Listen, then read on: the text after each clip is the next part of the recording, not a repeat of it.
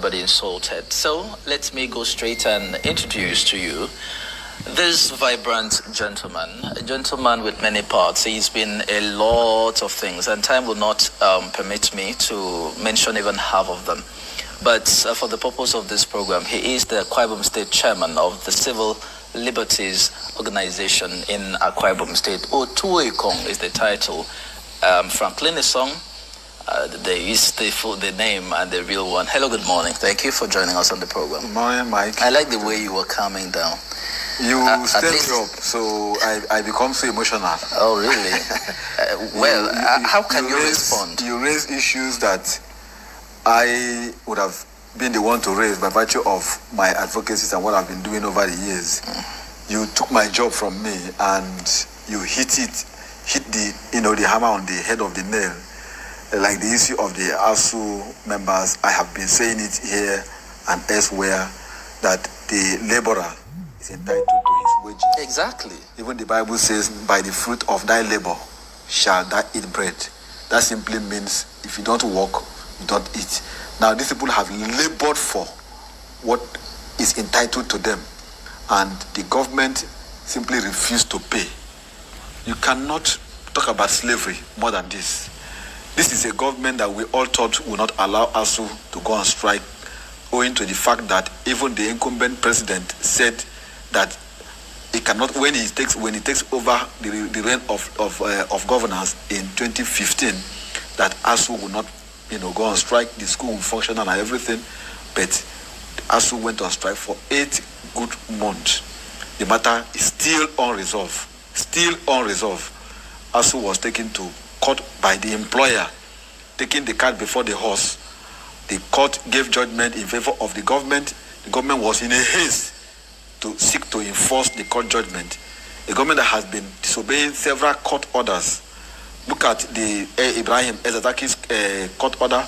Look at the Dazuki court order. Look at even currently the Nnamdi Kanu court judgment. This government has disobeyed and flatly refused to obey those orders. And this is the government that dragged his own employer before a court, and the court gave judgment, went on appeal, affirmed the judgment, and the workers agreed and accepted and obeyed the court order, and they have resumed. But their salaries have not been paid for 8 months. I have friends, I have colleagues who are lecturers, and I know how we relate, and I know what they pass through.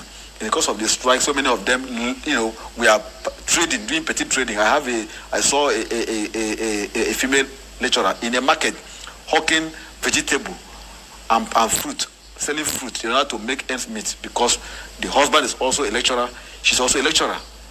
And such a family, the children will not be able to go to school, can't even feed. So she now resorted to selling vegetable and fruit and pineapple in the market in order to ensure that she takes care of the family.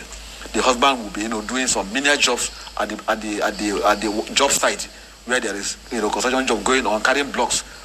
And this is a man who is a lecturer of an institution, simply because the government has, become so adamant to allow the needful to be done. Now they have resumed, but how do they fuel their vehicle to go to teach? Someone who is unmotivated, how can he motivate others? And this is supposed to be a role model. What do you expect them to go and teach? How will they be focused? They will leave their homes with empty stomach, their children, their family, their wives, their breadwinners in their own homes, and they will now manage to take loan or whatever to pay to school. How will they be able to teach? How will they focus, knowing what they are going through, mental stress, family stress, and all that? Where are we heading to? And this is a government that boasts that education will be top priority. School feeding program is ongoing and all that. This is complete. I don't want to use the word failure, but it is as good as that.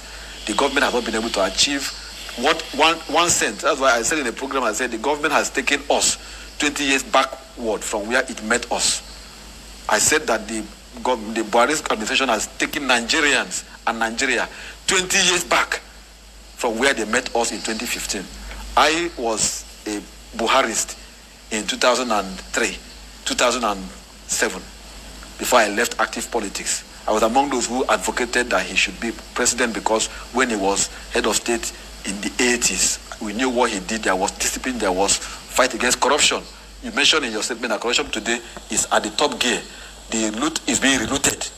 We hear of Desiani sees a loot of Desiani, Abacha's loot and all that. These loot are allegedly being looted by those who are recovering it.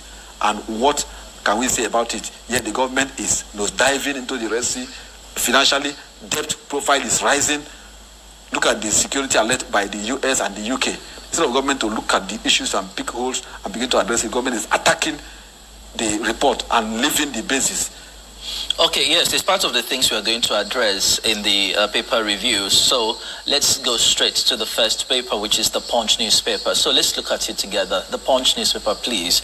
Jumbo severance package, Buhari, Oshibajo, others to get 63 billion naira pensioners kick. Ministers, governors, commissioners, National Assembly members, special advisors to benefit.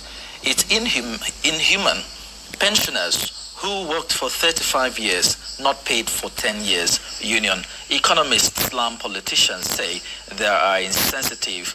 RMFSC to review remuneration. And of course, fuel scarcity grounds Lagos, Ogun, Abuja commuters stranded. Lagos-Ibadan bridge joints reopen. Driver slam Julius Berger. Masked gunmen abduct Lagos motorist in broad daylight. Bayelsa, Imo, Kogi governorship polls hold November 11.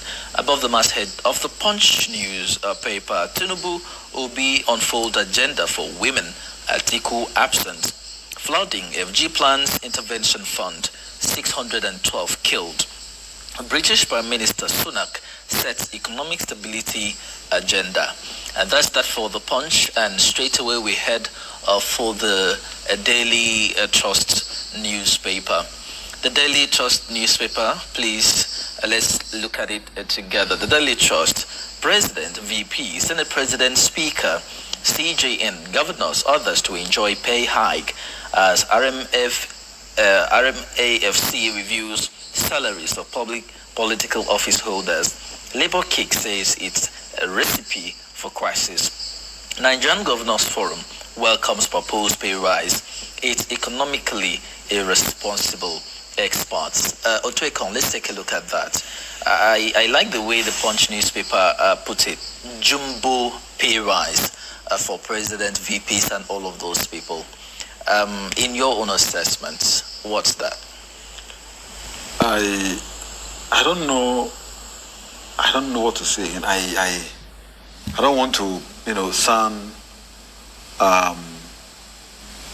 aggressive in your program, but it's highly insensitive. We just talked about workers who are not being paid their salaries for 8 months. We have issues of unpaid gratuities and pensioners. We have people who are not who barely feed, and yet people who hold the yam and the knife sit somewhere and instruct their agent, Ramfak, to increase their pay, and then they start celebrating it under the guise of Nigerian Governors Forum, and then we expect Nigerians to take it hook, line, and sinker to accept that we are going somewhere. Is it not trying to provoke Nigerians into mass protest? I'm not advocating, but the action of our leaders, the action of those who ought to be sensible in their responsibilities, are provoking us into, going out there to carry placards. The last time we had such mass movement was the NSAS protest, and then the COVID-19 lockdown, that people were starved for months, and then when the protest took, you saw you saw that some persons looted properties of people and all that, because Nigerians are starving. There are people who barely have a meal, not to a meal to eat. Go to the street, drive out to traffic checkpoint, any traffic jam, you will see women, youth who ought to be doing something on the street, hawking pure sachet water. Some are hawking kerchief, some are hawking, wristband and all those little things. And if you summarize all what they are selling, there is not up to 1,000 naira. they stay under some to make sure that they